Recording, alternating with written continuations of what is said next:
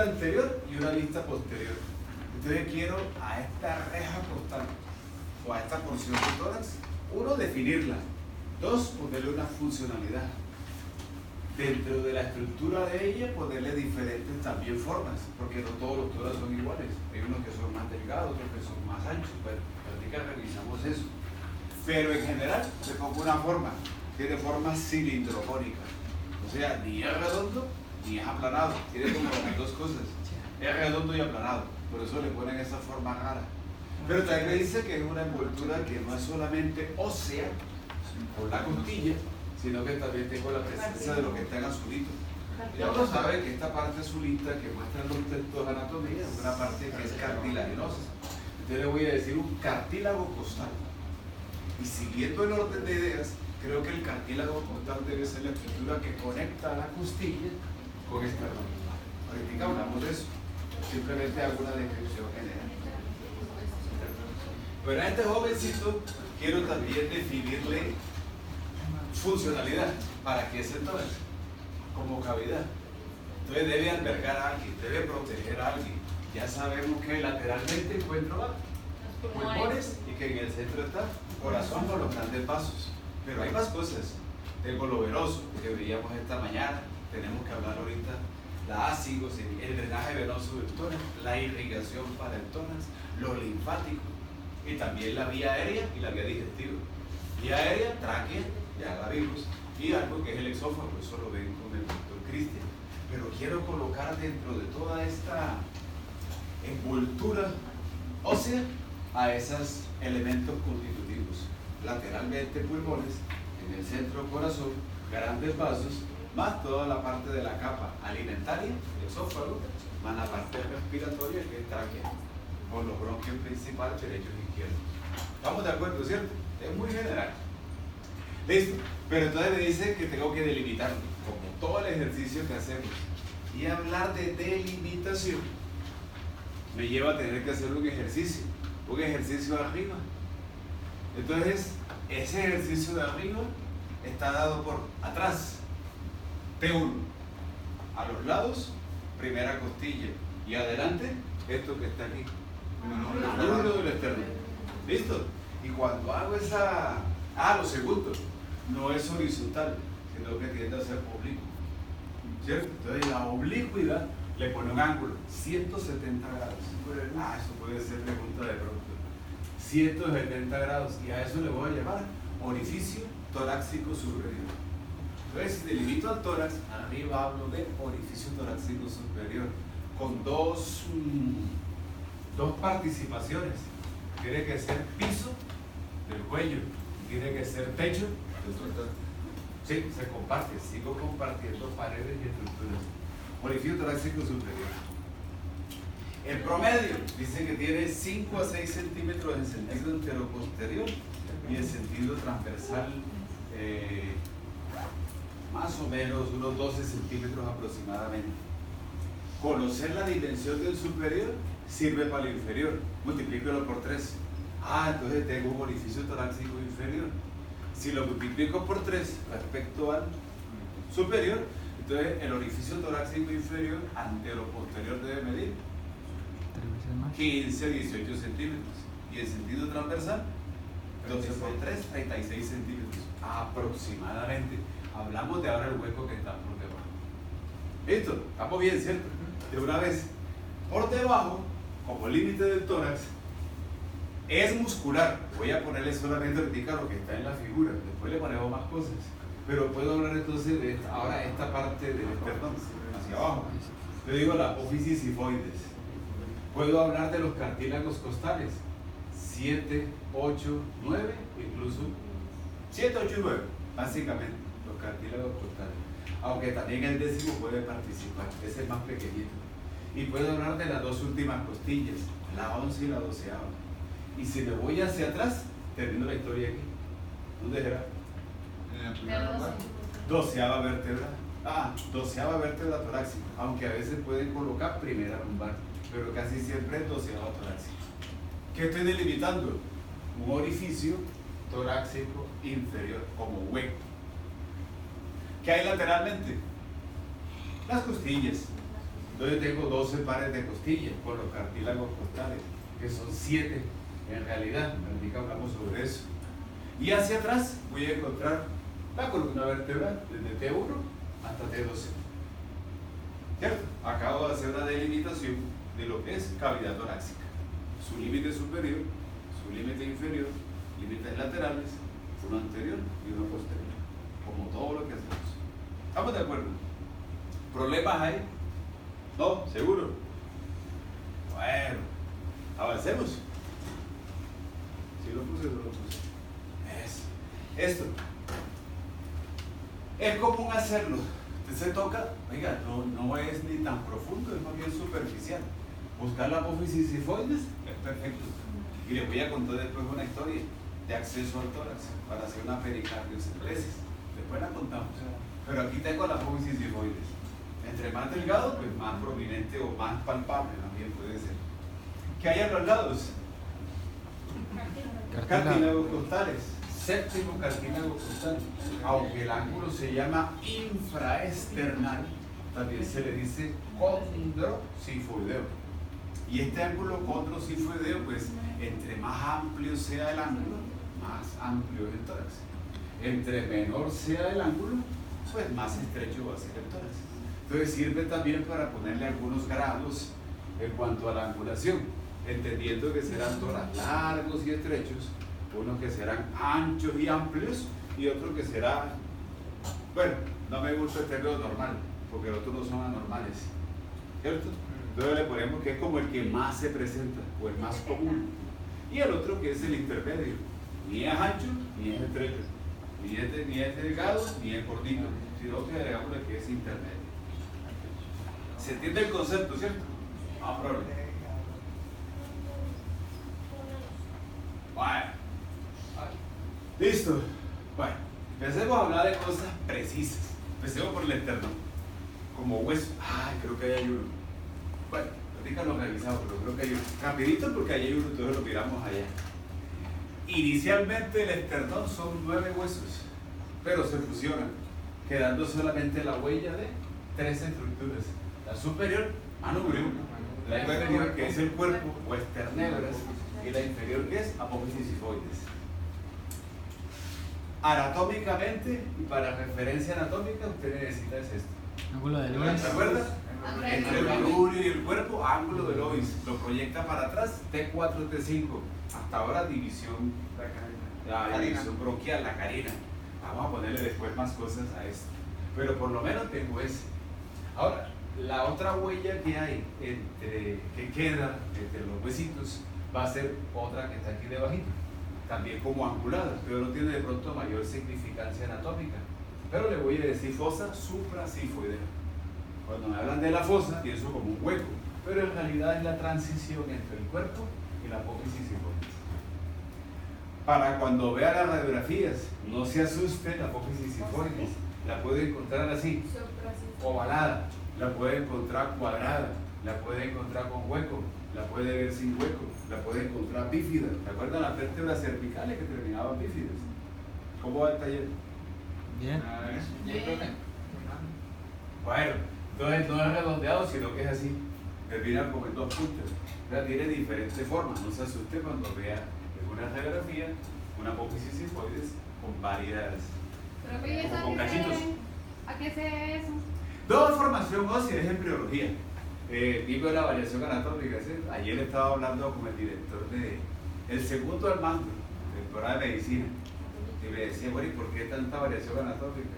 Yo no tengo nada. No sé. Si los cadáveres fueran nuevos o jóvenes, uno diría, no, es que es, como dicen ahora, el estilo de vida, la comida, los preservantes, pero son en personas de 70, 80 años que supone uno que tuvieron un estilo de vida no como sano, entre comillas. Es embriología. La embriología. Cuando yo estudié no existía eso. Uno revisaba un cadáver y todo lo que decía el texto era igualito. Ahora no. Locuras. Es la parte embrionaria. ¿Listo? Bueno, ¿qué detalle necesita el esternón además de revisarle sus partes? Uno, arriba. Articulación externo-clavicular. La clavícula es una estructura que se tiene o debe articularse con el esternón. Entonces le dicen clase Y artrosis. y artrosis, género. Sí, ya es celar. Celar en silla de montar. Silla de montar. Es celar en silla de montar. La articulación externo-clavicular. Recuerde, la clavícula es la única estructura que comunica el tórax con miembro superior. Una fractura de clavícula, brazo caído. Típica. Eso es lo único que conecta. Listo. ¿Qué más huellas debo encontrar? Por eso está esta vista lateral. Además de las inserciones musculares que deben haber en el esternón. Esternocleidomastoideus, músculo externoideus, esternotiroideus. ¿Cierto? En el manubrio voy a encontrar ahí huellas de inserciones musculares. Pero lateralmente debo encontrar las huellas de algo. Los cartílagos frontales. Entonces, todo esto da pie para clasificar al tórax, clasificar a las costillas. Iremos a ver cómo lo vamos a clasificar.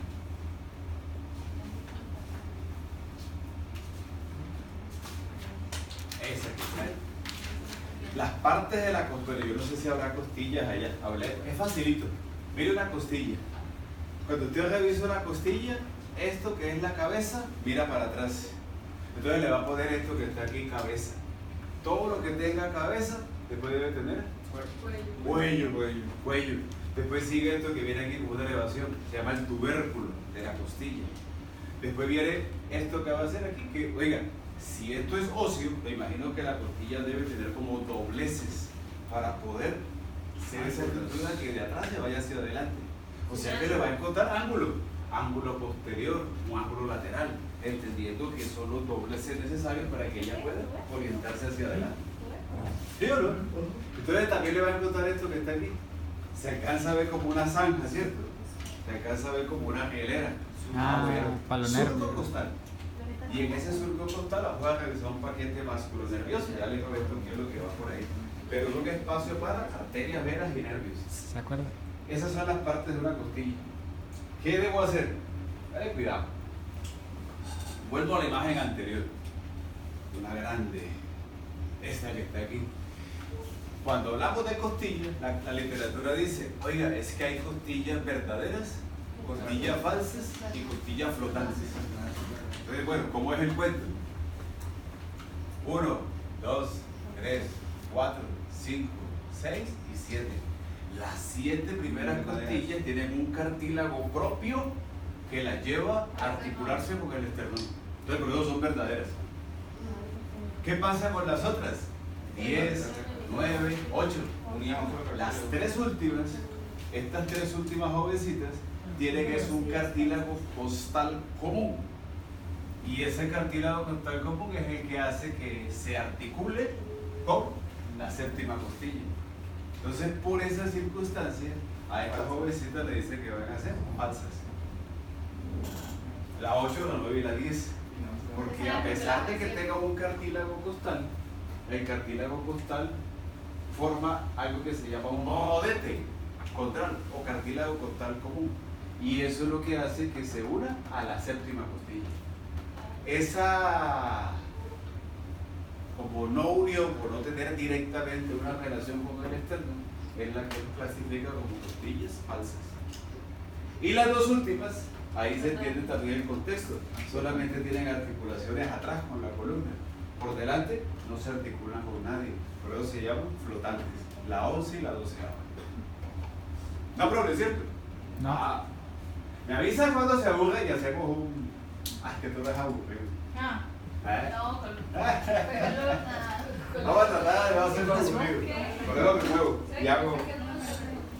Ustedes me dicen hasta 12. Bueno. Problemas. Tienen que saber, usted va a leer la radiografía, tiene que conocer el detalle de los huesos. Por eso el énfasis en la parte ósea. Dentro de todo este contexto le dicen, oiga, así como las vértebras, hay costillas que son típicas y unas que son atípicas. Las costillas atípicas, la primera y la segunda. Algunos le ponen a la 10ª, pero con toda seguridad la 11 y la 12. Cualquier libro de pronto le cuenta esa historia, que de la 3ª a la 9ª son costillas típicas, pero que la primera, la segunda 10, 11 y 12 son atípicas. ¿Por qué? Porque la 10 y la 12 se entiende porque son atípicas, son más corticas. Ay, hay que revisar esto. Profe, pero usted ahí pone diferente. ¿Cómo? Ahí en el texto dice diferente. En el texto. Ahí sí, Típica. en el anterior. Ponga la diapositiva Ah, anterior. No, típica es una ayuda. Sí, dice que típicas de la 3 a la 9. Sí, las típicas, de la tercera novela. Las típicas es Las porque son más atípicas, largas. primera y No, porque segunda, todas son 10, 11 y 12. Tienen algo diferente. Ahorita miramos qué es lo diferente. Típicas son 10, 11 y 12. Las típicas 3 a 9. Y las atípicas, primera, segunda, 10, 11 y 12. ¿Pero por qué? Le voy a mostrar algo. Cuando uno revisa la cabeza de la costilla, puede encontrar dos historias. Una, así, o sea que tiene forma como de flecha. Si tiene forma de flecha, tiene una faceta superficial articular superior y una inferior. En el contexto que está aquí, entiendo la relación que tiene la costilla con la vértebra. Ah, cabeza de la costilla y este es el tubérculo de la costilla. Cabeza de la costilla con el cuerpo. Tubérculo con la apófisis transversa. Usted se acuerda que en el taller le pedían las características distintivas de una torácica y usted decía fusitas costales, o sea, la huella de que la costilla se articula con la vértebra. Es eso. ¿Dónde la busca? En el cuerpo y en la apófisis transversa. Tiene que haber la huella de la presencia de la costilla. Articulación. Imposible de no hablar de ella. Nombre. Articulación costovertebral. Clases de artrosis, género plana o artródica. Articulación, nombre. Costotransversaria. Clases de artrosis, género plana o artródica. Todas son planas. Listo, le cambió el nombre nomás.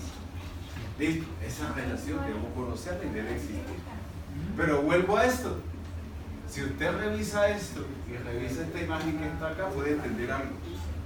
Usted puede encontrar en esta historia cabezas de costilla que tengan dos facetas o superficies articulares o una sola. De una, para que no se le olvide. Ahí está. Esa es la historia. De pronto eso puede ser un quiz. Ah, pero no, me parece que es fácil. ¿Qué le muestra ahí? ¿Cuáles son las costillas que tienen? Oiga, en su forma plana o en la forma de flecha. Si tiene forma de flecha, comparte dos vértebras. Mire la historia. Esto que está aquí o esto que está aquí, lo quiero relacionar con esta cabecita. Entonces hay cabezas de costilla que comparten dos vértebras. Ah, por eso está en la imagen. Y hay cabezas de costillas que solamente tienen una articulación con un cuerpo vertebral. Ah, bueno. ¿Se entiende ya el contexto? ¿Cuáles son las que tienen en la cabeza plana y que tienen una sola relación con vértebras? La primera, la 10, la 11 y la 12. Todas las demás comparten la cabeza comparte dos cuerpos vertebrales. Ahí está. La copa, un quiz, ¿cierto? Profe, no, pero cualquier día. De todos modos, sepan, comprendan la relación que hay para que la imagen cuando la vean no se vaya de pronto a preguntar. ¿Se entiende el contexto, cierto? ¿No hay problema? A ver, listo. La quito y ya la cojo aquí. Yo se la paso. Bueno, muy bien.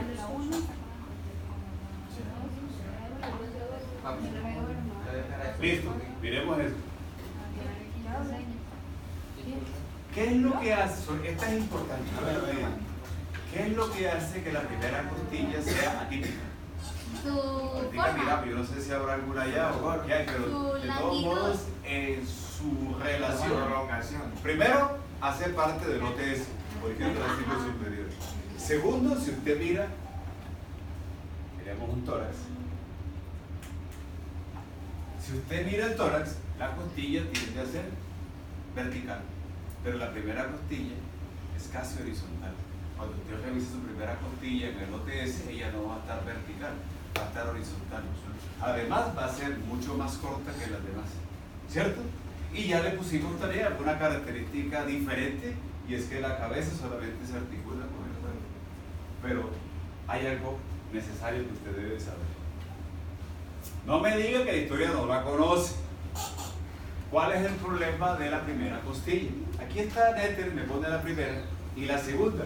La segunda ya no es tan corta, es un poquito más larga. Oiga, miren lo que voy a decir. La segunda costilla es más larga que la primera, pero sigue siendo más corta que la tercera. Por eso sigue siendo atípica. Por el ángulo, ¿Sonó raro? No. No. A ver. por el manubrio. Pero sin embargo, también es cierto algo. No es tan horizontal como la primera, pero no es tan vertical como la tercera. Por eso también sigue siendo atípica. ¿Listo? Bueno, pero usted necesita saber, y quiero que no se le olvide, primera costilla. ¿Cuál es el problema con ella? La imagen que usted está viendo aquí, quiero que la extrapole allá con la primera costilla. Voy a mostrar una cosa. ¿Me voy a ayudar? La Yo hice carita. ese quiz. Con la carita. ¿Bien? Sí. Ah, sí. La gran yugular, profe. ¿Cómo? La gran yugular. Vamos, no. Hay otra cosita. Vale, cuidado. Vamos a cambiar de figura, ve. Se lo hace bien. Esto como calor. Ah, y esa que está ahí. Nombre. Escalerus anterior. Acá atrás tengo escalerus posterior. Perdón, escalerus medio. O sea que aquí estoy referenciando el hiato interescalérico. ¿Listo? Ese es el concepto que quiero. Devolvámonos.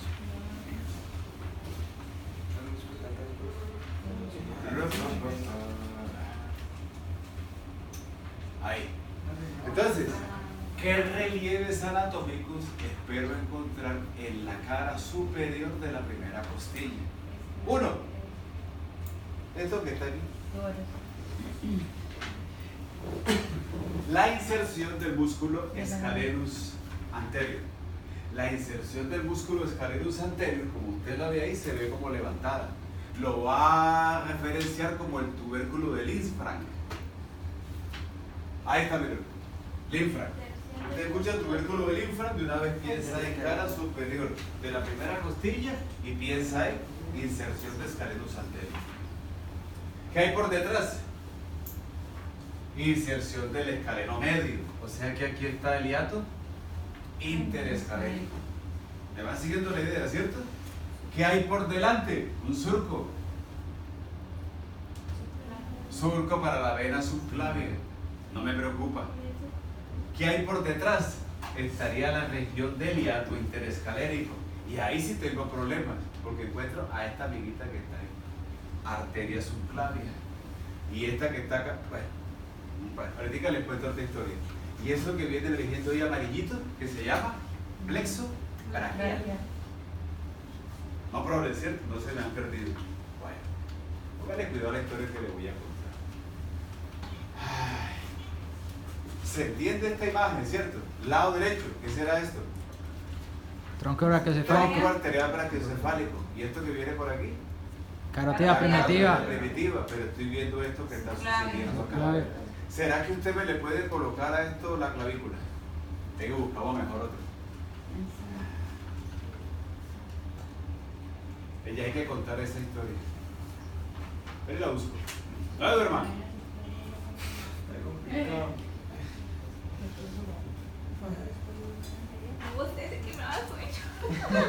Muévalo para que no se Ay, chiquillo, se está durmiendo. No, yo sé, es que está en la hora de champacón. Yo daba anatomía, yo daba anatomía a la hora de la tarde. Mira para atrás. Bueno, mira esta historia que está aquí. Clavícula. Esta historia que está acá sigue siendo tronco arterial brachiocefálico. Esto que sube es carótida primitiva. Pero estoy viendo una transición en. La transición, para tener cuidado cuando hablemos de eso, es que tengo el mismo vaso sanguíneo, no cambia. Lo único diferente que tiene es que pasa por debajo de la clavícula. Entonces, antes de la clavícula, en la base del cuello, se llama arteria subclavia. Pero después de que pasa la clavícula, cambia de nombre y se comienza a llamar arteria axilar. Es la misma, solamente que cambia de nombre. Y toda la historia está antes de caer debajo de la clavícula. Después de pasar por la clavícula. Ajá, después de que pasa por la clavícula, usted le dice arteria axilar, ¿cierto? Y ya voy tensando ahí. Sería ahí, exacto. Después de que pasa la clavícula, ya es axilar. ¿Estamos de acuerdo? Bueno, me devuelvo.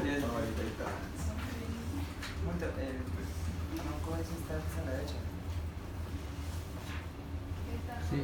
¿Quedó claro esa parte, cierto? Sí.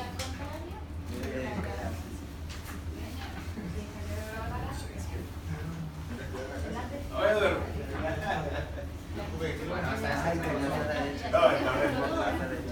Listo. Pregunta. Usted, bueno, ya sabemos cuáles los relieves. Encima de la clavícula debo encontrar esas huellas, pero esas huellitas que no se me olviden que están referenciando por las estructuras anatómicas que transitan por el hiato interescalénico, que se apoyan contra la cara superior de la primera costilla. Por eso dejan esa huella. ¿Estamos de acuerdo, cierto? Bueno, pregunta. Si usted es hiato interescalénico, ¿usted se siente amplio o estrecho? Estrecho. Estrecho. Es estrecho. O sea, es el espacio apenas para que las estructuras transiten.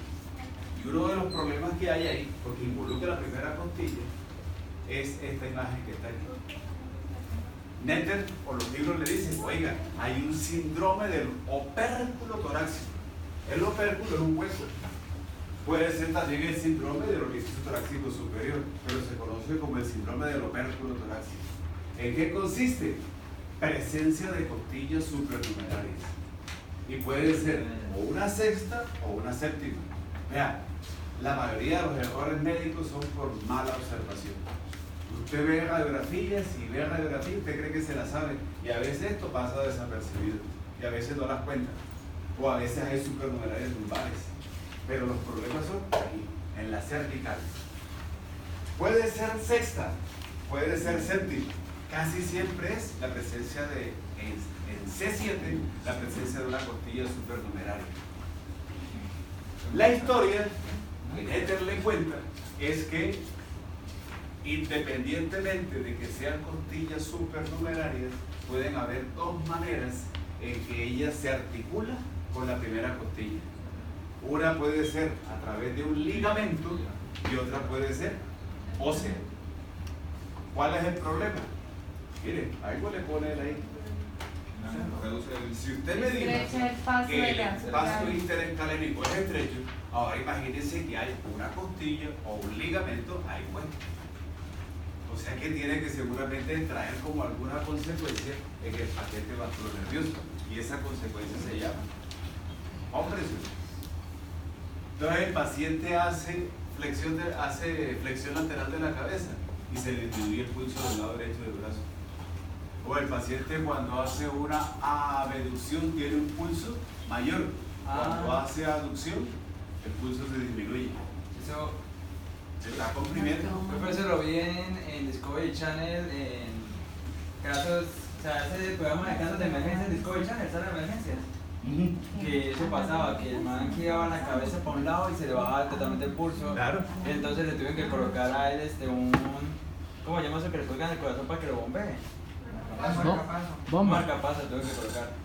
Pero bueno, marcapaso ya seguramente porque ya se iba más. Totalmente el pulso de la sangre, ya no. Claro, no pasa nada. entonces el tips característico es ese. Oiga, paciente que llega y le dice, no, es que yo vivo con los brazos fríos, vivo con los brazos cansados.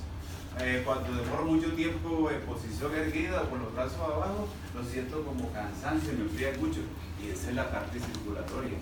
Y hace una maniobra, se llama la maniobra de Holcim. Hay muchas maniobras, que es la maniobra de tomar el pulso desde las diferentes posiciones del miembro superior. Pero entre más abajo esté en posición anatómica, pues se entiende que se comprimirá y que cuando lo eleve, cambiará. Pero también con la, acuérdense que los escaleros hacen flexión de la cabeza y hacen flexión lateral, actúan en la inspiración. Entonces, el paciente se ejercita y empieza a hacer mayor inspiración, puede también sentir hormigueo en las manos. Ahí está el caso clínico que le presenta en el parcial. Entonces no diga, ay, tan extraño.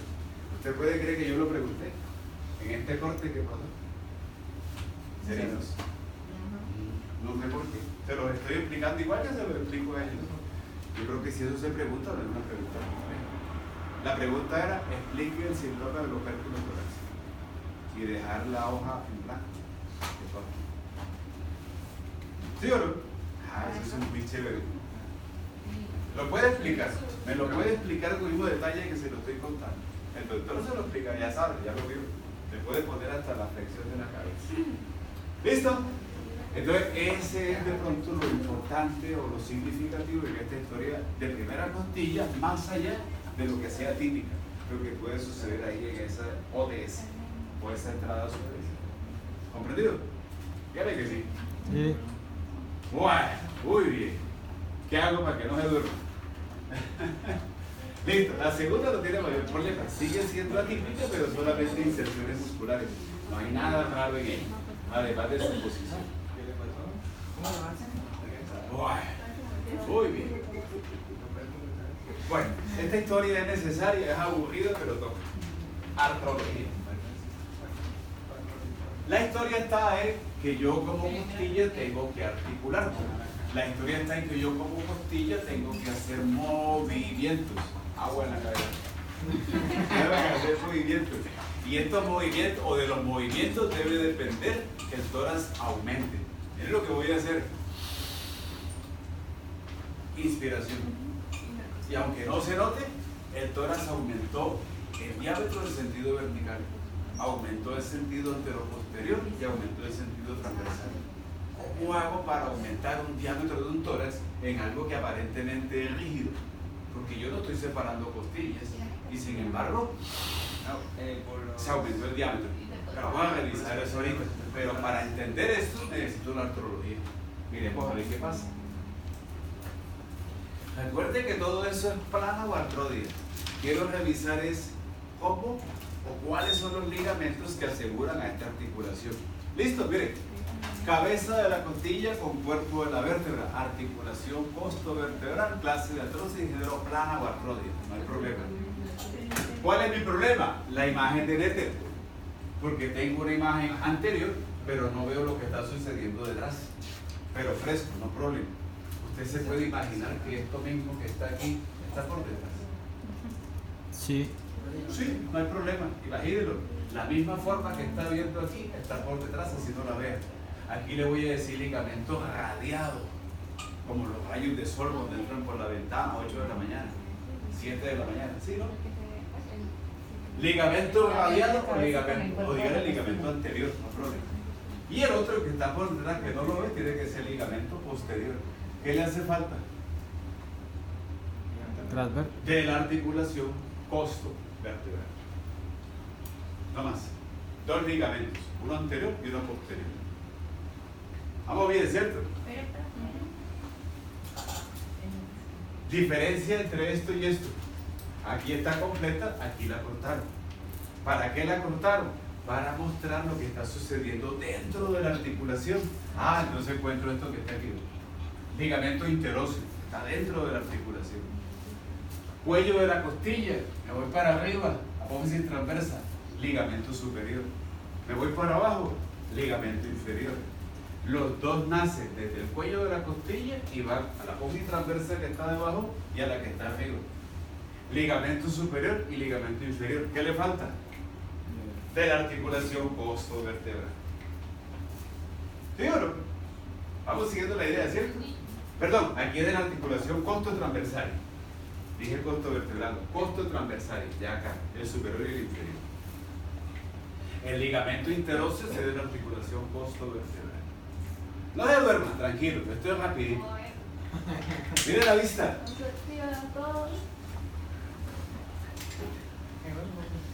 En el esqueleto que miremos, vamos a encontrar este huequito. Pero en el ser vivo, ese huequito no está vacío. Mire lo que hay. Un ligamento. Le cuento la historia. Revisemos eso. Corte, se entiende el corte. Mire, cabeza de la costilla, cuello de la costilla y este es el tubérculo. Esto es la apófisis transversa. Entonces voy a encontrar un ligamento posterior que va desde el tubérculo de la costilla a la apófisis transversa, al vértice de la transversa. Pero también encuentro este ligamento en esa transición que hay entre la cabeza y el cuello de la costilla. Es un ligamento interóseo. Y este ligamento dicen que es el que le da la mayor protección, es el más robusto, el que más protege a todo este juego articular entre la costilla y la vértebra. Ligamento interoso. Y el último que voy a revisar va de la lámina de la costilla, va a la apófisis transversa y va al cuello. Se llama ligamentos costolamelares o costolaminares. ¿Listo? No más, ya. Está articulada la costilla y está protegida por ligamentos. ¿Por qué tanto con ligamentos? Recuerden, los traumas que suceden o son fracturas o son luxaciones o subluxaciones y se ve afectado los ligamentos en todo. Entonces usted ve que su paciente va desde la esquina que soba y no sabe que está sobando y no lo busca usted que se comió 12 semestres, 14 semestres estudiando medicina. Ay, por eso. Él soba y cura y no sabe que está sobando. ¿Y usted qué sabe? Se le olvidó la artrología. Eso es así de sencillo. Entonces, acuérdense, no pelee con lo tradicional. No pelee con el que lee café, con el que lee chocolate, con el que soba. Cuando yo hice rural y llegué, yo era el primer odontólogo allá. Ya le hice rural. Y en la esquina había un señor y rezaba las muelas. Y era así. Y el consultorio vacío. Y el juegar es increíble. A la vuelta había tehuas, que uno le llama los tehuas. Son la gente que no ha estudiado, pero que por hacer un oficio repetitivo lo aprende. Él sabe hacerlo. ¿Por qué? No lo sabe. ¿Cómo se hace? De pronto no, solamente aprendió que tenía que hacerse, pero no conoce el fundamento de. Uno le dice tehu a ese tipo de personas. Empíricos. Así. Sí. El consultorio. Y el mío vacío. Yo llegué a pensar de que era cierto, de que rezar las muelas, yo le decía, no, tranquilo, no, pero es que el señor ya la reza y yo soy rapidito, tranquila, vaya allá. Un día, un domingo, como a medianoche, tocaron allá en el centro de salud y era el señor que rezaba las muelas con un dolor de muelas. Es que debe ser que el rezo no protege para uno mismo. No, mentira. Pero yo no peleé con él, yo no peleaba con él. Si quiere ir para allá, vaya. Entonces no peleen por lo tradicional. Uno de los grandes problemas que tenemos es que somos muy estrictos por nuestra formación, farmacología, fisiología, o sea, nosotros nos guiamos siempre por un texto y todo debe estar enmarcado ahí. No creemos en lo tradicional. La señora que soba, sí, soba. Y soba, está descuajado. Sí, eso existe, esa sí existe. Y simplemente es la transposición de vísceras. Lo que hacen simplemente es un reacomodo de. Usted también lo puede hacer, pero es que uno dice, yo voy a sobar, no, eso es de allá, eso es de otro. Mantenemos un nivel y a veces las parteras. ¿Cuánto no se peleó con las parteras? ¿Qué tocó hacer? Inventarse un curso de un diploma. Las parteras son efectivas. Y usted encontrará en su moral parteras que han recibido más chino de lo que usted ha recibido en toda su votación y recibirá en toda la vida. Hay que respetar esa parte. ¿Sí me hago entender? Obviamente, ella tiene un límite, ahí entra usted, pero nunca se pelee con lo tradicional, con lo común y corriente cuando llega a su rural. Es complicado. Bueno, lecciones de vida, retomemos. Esta es la parte ligamentaria. Sí, no, eso es cierto. Esa es la parte ligamentaria. Vale.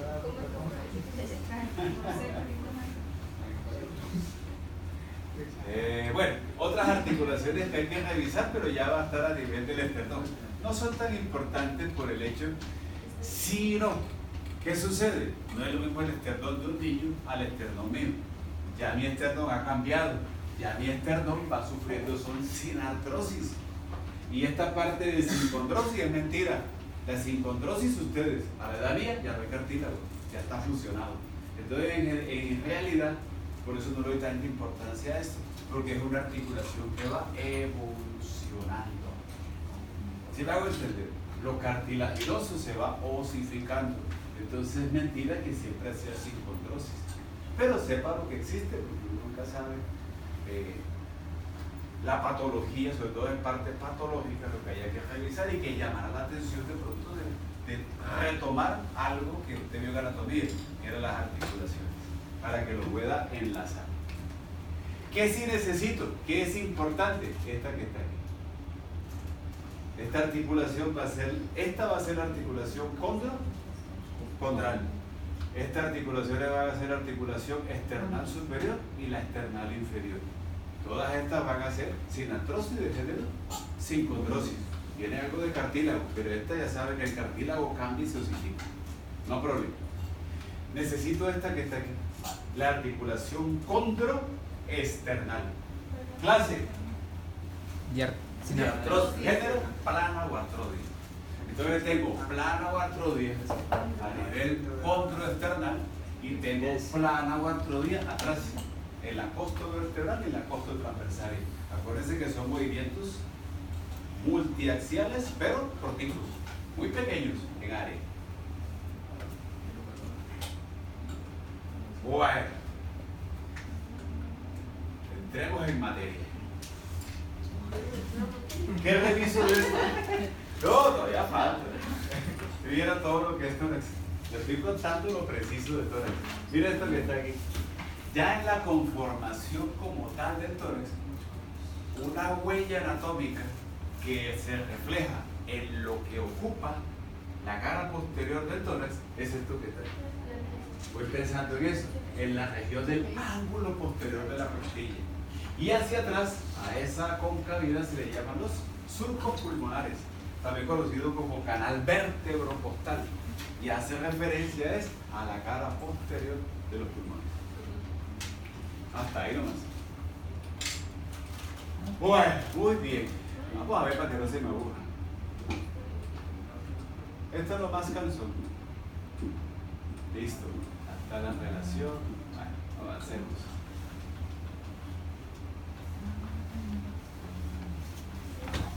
Esto calor. ¿Ya aire prendido, no? Sí. Eso te compré yo, es porque tiene calor.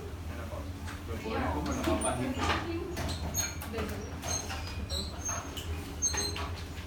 Bueno, muy bien. Movimientos. ¿Se entiende esta figura que está ahí? Sí. Más o menos. Ah, no. Recuerden que la columna vertebral torácica o dorsal, al compararla con la cervical o con la lumbar, es la de menos movimiento. ¿Cierto? ¿Será que usted se acuerda de eso? Mejor se la ponga. Bueno, hagamos un quiz. Explique por qué la columna dorsal es la columna de menor movimiento. ¿Qué contesta? Porque la que menos articulación. No, no necesariamente. ¿Por las costillas? Uno debe ser seguramente la presencia de la costilla. La presencia de la costilla tiene que restarle movilidad. Y más si la cabeza comparte dos cuerpos. ¿Sí o no? Bien, perfecto. Ay, no tengo la vista de lado. Escápula. ¿Usted se acuerda que las apófisis espinosas de las vértebras torácicas hacen esto? Inclusive la literatura dice que solapa, cubre. Una apófisis espinosa cubre a la otra. Son largas, sí, son delgadas, sí, terminan en ápice, en punta, sí, pero en la medida en que usted baja, la apófisis espinosa hace esto, es angulada.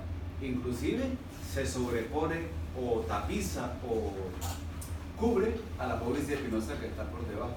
Eso también le resta movilidad. La misma anatomía. ¿Estamos de acuerdo, cierto? Entonces quiero que desde el punto de vista del tórax analicemos los movimientos. Esos son los movimientos. Obviamente, si yo hago esto, usted dice, no, pero eso es más de 40 grados. Pues sí, obviamente, es más de 40, pero veo que es una sumatoria de movimientos. Pero en realidad, si se mira individualmente, es poco. Pero en hacer la flexión, es 40 grados.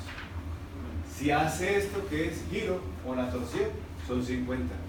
Si hace la flexión lateral, es más limitado, son 20. ¿Qué falta? Extensión. No, ya, la rotación es la misma torsión. Extensión, profe. ¿Falta la qué? La extensión, 30 grados. ¿Listo? No problema. Pero necesito algo más importante, y es esto. Esta es la imagen típica para entender. Todavía me pierda. Voy a hacer el siguiente ejercicio. Ya lo hice. La inspiración. Cuando hago inspiración, usted tiene que saber algo que sucede en el tórax. Aumento del diámetro longitudinal o vertical, del transversal y del acero posterior. ¿Y sabe qué es lo peor? Que hay que entender esto desde una estructura que es aparentemente rígida. Porque no se, la costilla no se separa. Entonces entendamos qué es lo que sucede. Siempre hago este ejercicio. Siempre digo que mi tórax va a ser las vértebras. Mi brazo y antebrazo va a ser la costilla. Y la mano va a ser el esternón. ¿Sí? ¿Estamos de acuerdo? Bueno. Tomo la distancia entre los dos codos. Pónganle una distancia. 10 centímetros. Listo. Voy a hacer separación porque quiero que la costilla se eleve. Cuando yo elevo, ¿qué le pasó a la distancia transversal? Se aumentó. ¿Separé? No. Ah, bueno, listo. Es el mismo principio que está aquí. Cuando yo elevo, aumento el diámetro transversal, sin haber una separación de. Miren lo que dice. Solamente elevé. No separé ni mi mano ni tampoco mi articulación. Entiendas entonces que el hecho de elevar costillas permite de que se aumente el diámetro transversal del tórax. ¿Entiendes el concepto, cierto? Ahora, desde este principio anatómico, el hecho de que la costilla se articula con el esternón y ella se eleve, hace que el esternón se vaya hacia adelante y hacia arriba. Si se va hacia adelante y hacia arriba, se aumenta el diámetro antero-posterior. Y lo último que necesita es aumentar el diámetro vertical. Pero para eso necesita a alguien. Músculos Ya se lo presento. intercostales externos. Los músculos lo vemos en el cadáver, no se preocupe. Esto lo vamos a ver en el cadáver. Es que le muestro a alguien. Este mismo. No. Este niño. Ay, la que viene sí está mortal. Ahí sí se me van a dormir. Bueno, miren, ahí está lo que necesito. Pero quiero mirarlo mejor desde acá. Ah. Fondo de saco pleural. ¿No? ¿La incisión doble? ¿El hígado? Diafragma. Músculo diafragma toraco-abdominal. Entonces necesito un diafragma toraco-abdominal que tiene forma de una cúpula. No lo hemos visto, pero ya lo vamos a revisar. Pero miren la forma que tiene. Forma de una cúpula. Y el diafragma tiene una relación, ya usted la conoce. Arriba son pulmonares, laterales. En el centro son pleurales. Son pericárdicas, perdón. Abajo hay relaciones con, a la derecha, hígado, y a la izquierda con estómago. Cuando usted hace inspiración y el músculo diafragma se contrae, lo que él hace es bajar. O sea, él nunca va a estar. Mira lo que voy a hacer. No, la imagen.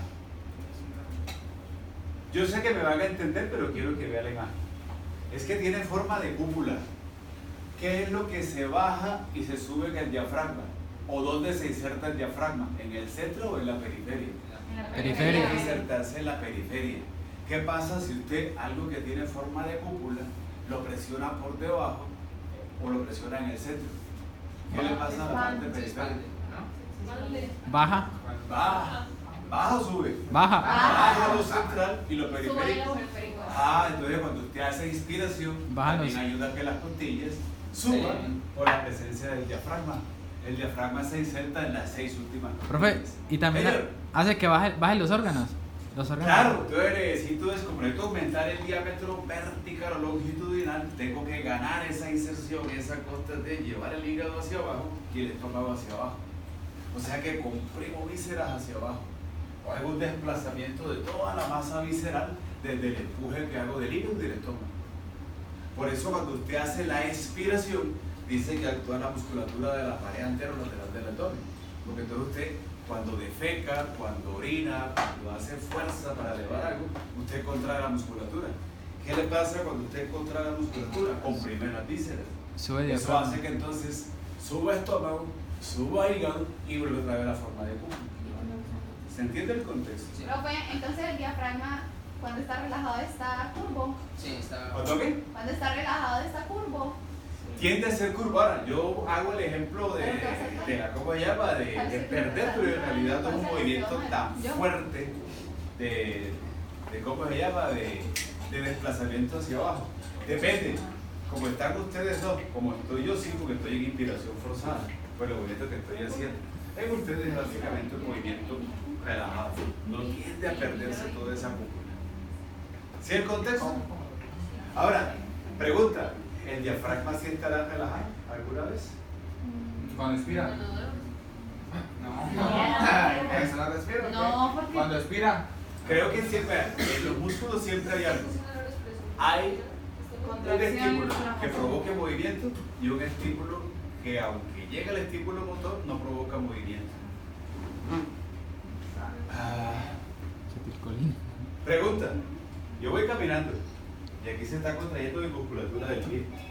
Si usted está sentado y está inmóvil, sus músculos están contraídos o están relajados. Están relajados, pero tiene algo que se llama tono muscular, que es la contracción motora o el estímulo motor mínimo para que el músculo se mantenga en una posición, para la parte propioceptiva. ¿Sí estamos de acuerdo? Ese es el contexto de acá también. Él siempre tiene un tono muscular que lo hará que él tenga algo de contractilidad sin que haya movimiento, pero siempre debe estar en el diafragma. Pero siempre habrá de pronto en la expiración leves o pequeños estadios de no contractilidad, pero se mantiene el tono muscular. ¿Se entiende el contexto? Bueno, muy bien. Vamos. ¿Grabó eso?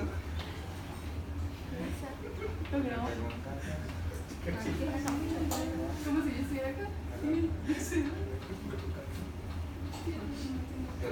Listo. Entonces, mi diafragma torácico abdominal, acuérdense, el latín, diafragma torácico abdominal, es el último ejercicio anatómico que necesito para entender esta historia de cambios en los diámetros del tórax, para entender la parte de inspiración. ¿Quedó comprendido? Sí. Ah, bueno. Listo, no más. Pregunta. Si hay movimiento, tengo un eje de rotación. ¿Cuál es el eje de rotación? El movimiento de la costilla. Articulación costo-vertebral. ¿Recuerden? Costo-vertebral. Si se entiende la artrología, se entiende el trauma. Si entiendo el trauma, entiendo la recuperación o lo que debo evitar en el paciente. Entiendo qué va a pasar, cómo va a ser la recuperación. Los músculos miramos ahí, en el cadáver. Eso lo miramos en el cadáver. Pero también. Ese ya lo vimos. Ah, ese ya lo vimos. Contexto. Téngalo en cuenta. Le hago un resumen de toda esta historia. Inspiración. Tiene dos. Creo que todos los conocen. Bueno, este los va a conocer ahorita. El esternocleido lo conoce, los escaleros también. Estos se los cuento ahorita, son la disecana. Los pectorales los vemos en miembro superior. Latissimus dorsi ya lo conoció. Serrato ya también lo conoce. Y este anterior se lo voy a presentar también en miembro superior. Pero independientemente de que no lo tengan claro todavía, que no los haya visto, no perdamos este contexto de cuál es la participación muscular en la inspiración en dos estadios, la normal y la forzada. Y la parte expiratoria que la vemos en la otra. En la inspiración forzada no participa el esternocleido. Si no, yo hago inspiración, algo se contrae. Pero entonces, ¿cuál es el cuento? Como tal, uno no lo ve relacionado con las costillas. Uno diría, ¿será que sí es inspiratorio? Pero recuerde que el esternón se va hacia arriba y hacia adelante. Y está el esternocleido con un fascículo que es clavicular y un fascículo que es external. Y llega por encima. O sea que tiene que haber, si el esternón se va hacia arriba y hacia adelante, el esternocleido algo tiene que hacer para tirar y llevar ese esternón a esa posición. Ese es el esternocleido mastoideus. ¿Estamos de acuerdo?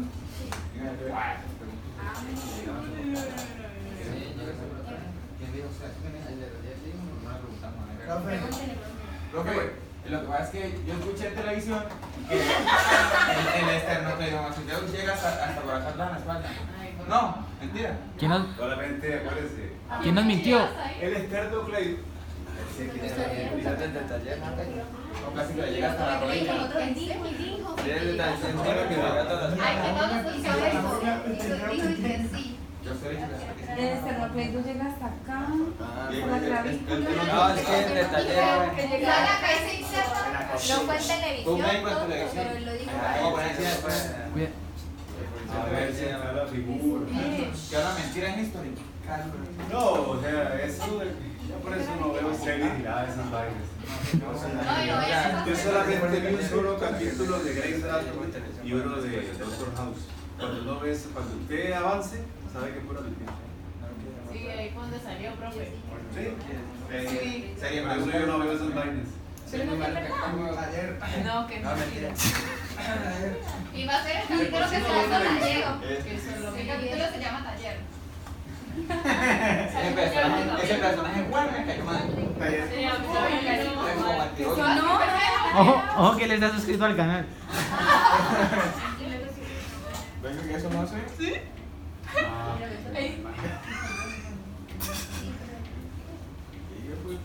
Ya se resbaló. Yo no creo. Sí, ya se resbaló. Bastante, ¿cómo está? No, se resbaló.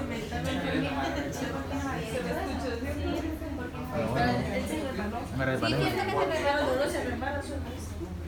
Sí, sí, se resbaló.